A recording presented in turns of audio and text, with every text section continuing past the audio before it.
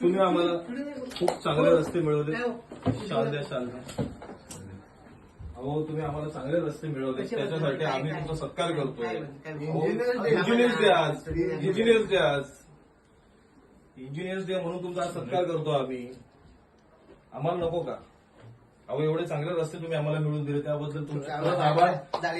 हा, आणि आमची अपेक्षा आहे तुमच्याकडनं साहेब की याच्या पुढे देखील असेच मोठमोठे खड्डे पडत राहू द्या आणि तुमच्या इंजिनियरांचा एकदम नवीन करिश्मा कसा असतो हा आमच्या तमाम भिवंडीकरांना दिसू द्या.